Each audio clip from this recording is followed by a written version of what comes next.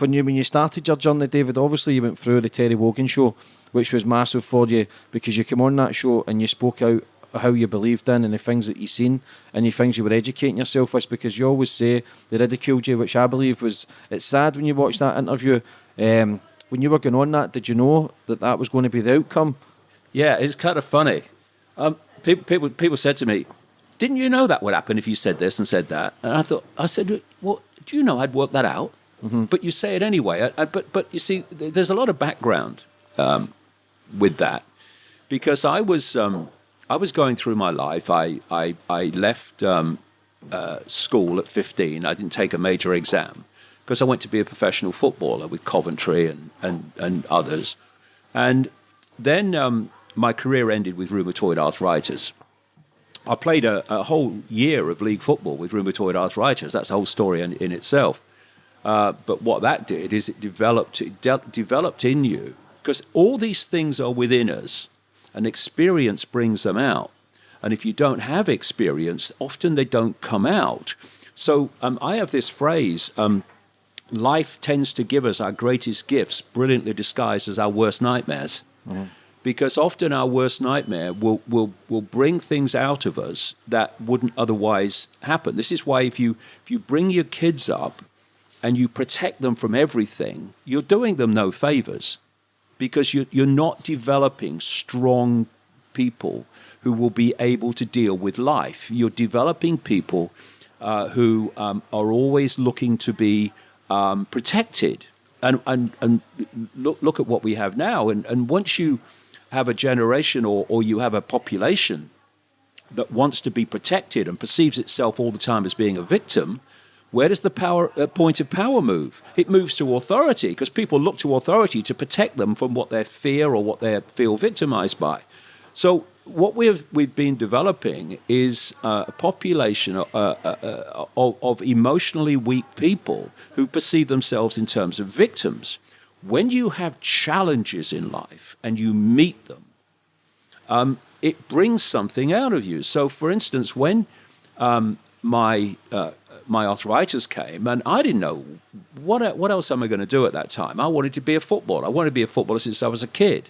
And now my joints are swelling up, and they're telling me I'm going to have to pack it in. Now, I thought, I'm not packing it in. I want to give it a go.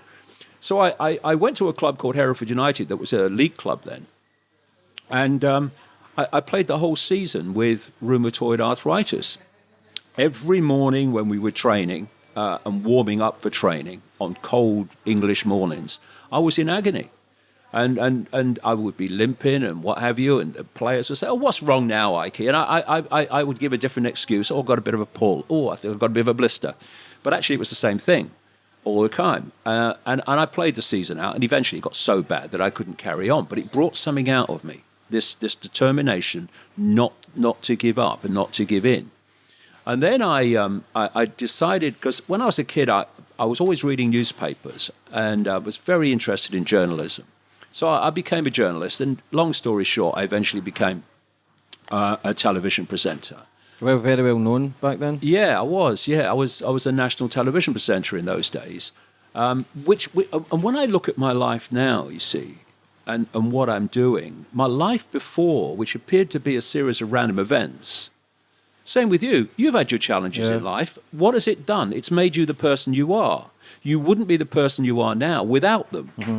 And people say, well, I regret that. Well, the thing to regret is if you don't learn from the experience.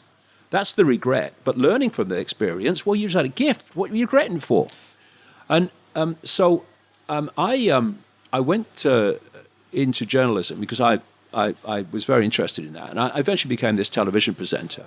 And when you look at my life, as I was saying, all the different elements of it, including going into journalism and seeing the media for what it is, going into politics with the Green Party and seeing politics for what it is, well, I didn't know at the time, but they were all giving me very, very important understandings that would be useful later on. And then what happened is, this is a kind of bizarre story, but it happened. I was in the Green Party, and I was still working for the BBC as a television presenter, and both were leaving me completely cold You know, the BBC. It's not a great organisation to work for if you care about the truth and you care about you know, more than the official version of everything. And I also was looking at the Green Party politics from the inside and seeing that it was just like every other party.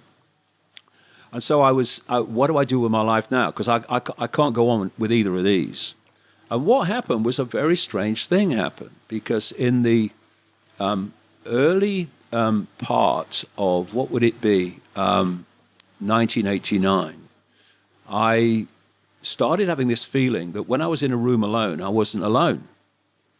And it's like this. It's like there was an atmosphere there. There's something there. And through 1989, this got more and more and more powerful, to the point where in early 1990, I was working for the BBC, and I was staying at a hotel called the Kensington Hilton, just down from the BBC headquarters. And I'm sitting on the side of the bed, and in this apparently empty room, and there was such a sense of a presence there that I said into the room, you know, if there's something there, would you please contact me, because you'll drive me up the wall. Few days later, I'm on the seafront with my son Gareth, little boy then, in Ryde, where I live on the Isle of Wight, and I go into this newsagent shop where Gaz was looking at one of the books, and I said to him, "Come on, Gaz, we'll go and get some lunch in the town." And as I said it, it was like the atmosphere changed, like the energetic field around me changed. And all I heard, it wasn't a voice, it was a very strong thought form. It said, "Go and look at the books on the far side."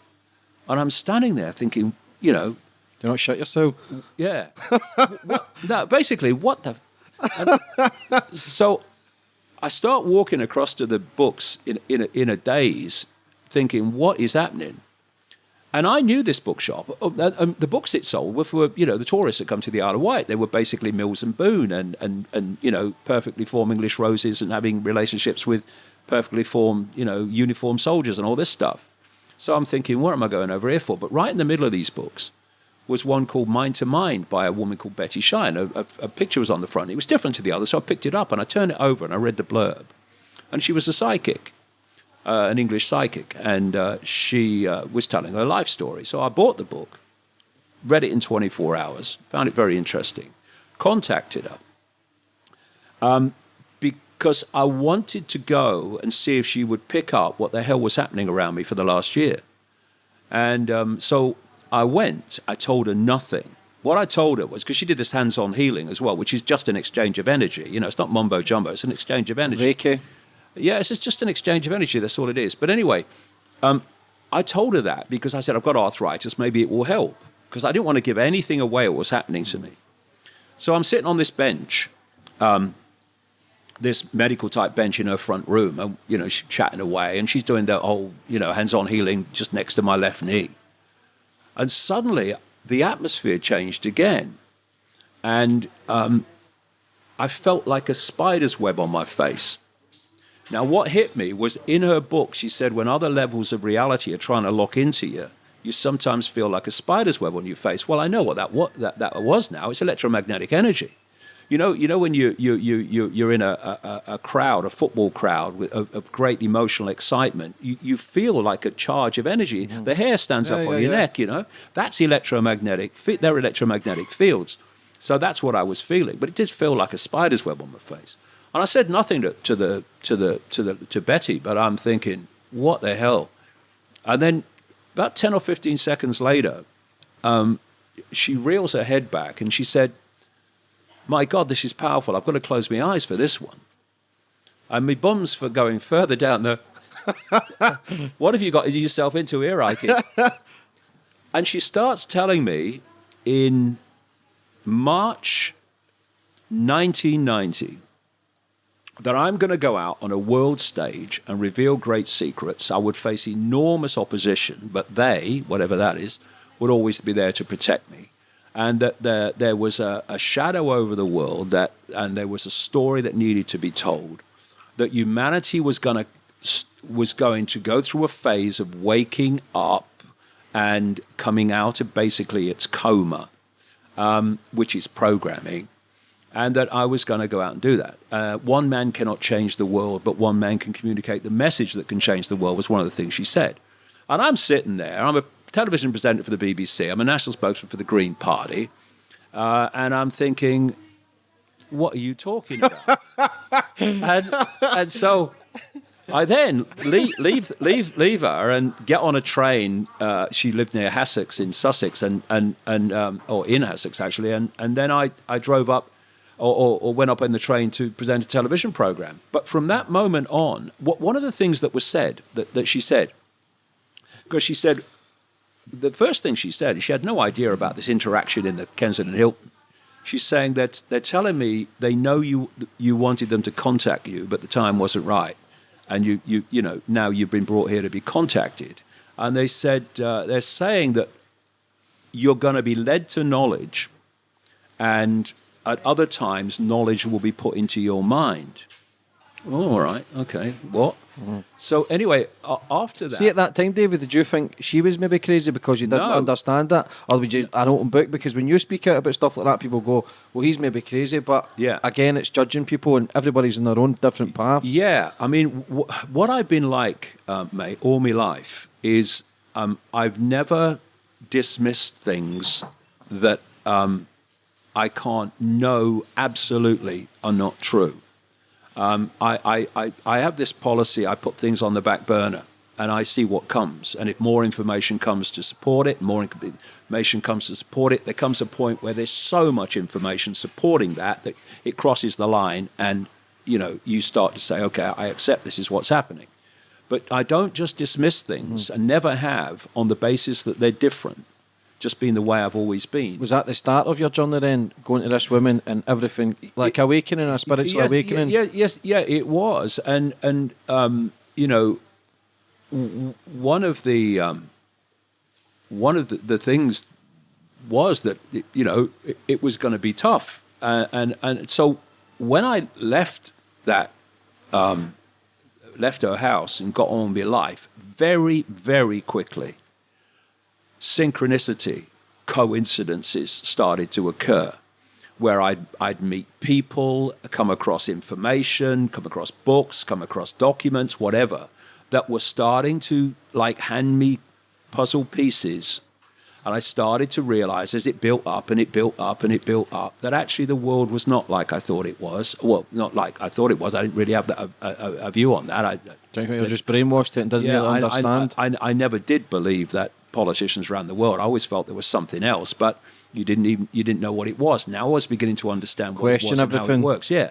And another thing that happened is that I would get just a knowing that this is how, I think this is what's going on here. And then what would follow would be names, dates, places, hard factual information that would support that view, which kind of connects with, we will put knowledge into his mind. And this has gone on now for 30 years, and it's gone through different phases of information. And it's taken me down an extraordinary road of uncovering the world as it is, behind the facade of what we're told it is. And of course, it's taken me into realms of enormous ridicule and enormous abuse. But we come back to the greatest gift often that you are ever given is your worst nightmare, or what appears to be. So if we go back to the Wogan show, because what happened eventually is I went on the Wogan show and talked about what was happening to me. And at that time, I was right in that period of the Wogan show, it was a period of about 3 months, I was going through an enormous transformation of that you didn't perception understand. That I didn't understand. No, because this is what happened. Just very, very, very briefly, is that I suddenly got this feeling I needed to go to Peru. I didn't know why. I'd never been there. I watched them play in the World Cup a few times, but I didn't know anything about it. And long story short, I ended up in Peru, and a series of enormously amazing things happened to me. And it culminated at a place called Siustani, which is near a place called Puno, near Lake Titicaca, highest navigable lake in the world, they say, about 13,000 feet. And I ended up, in a series of synchronicities again, at this so-called Inca site called Siustani, which is old Inca ruins on a hill, and there's a lake and mountains right out in the middle of nowhere.